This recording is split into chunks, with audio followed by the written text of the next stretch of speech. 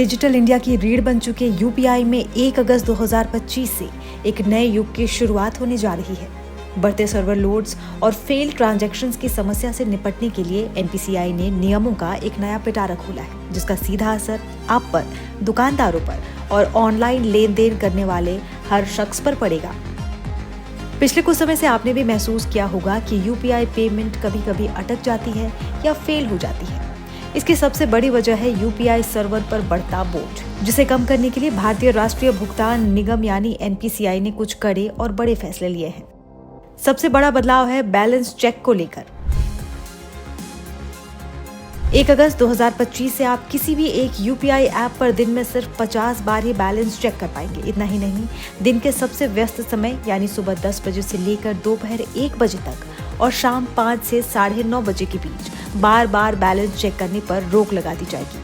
लेकिन घबराइए नहीं, इसका समाधान भी दिया गया है।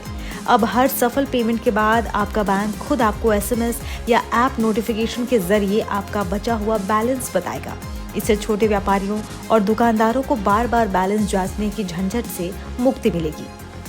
ऑटो पे को लेकर किया गया बदलाव। अगला बड़ा बदलाव है ऑटो पे को लेकर। आपके नेटफ्लिक्स, अमेज़न प्राइम के सब्सक्रिप्शंस, ईएमआई या एसआईपी के ऑटो पेमेंट पर भीड़ भाड़ वाले समय में नहीं बल्कि देर रात या दोपहर के खाली समय में ही प्रोसेस होंगे।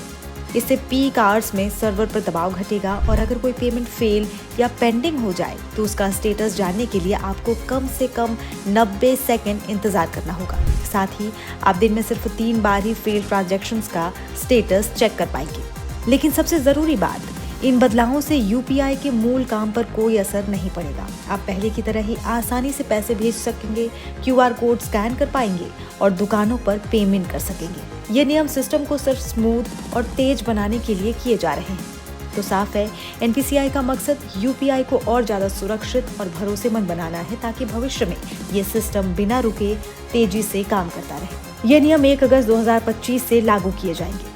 तो अगली बार जब भी आप बैलेंस चेक करें तो याद रखिएगा, अब गिनती शुरू हो चुकी है।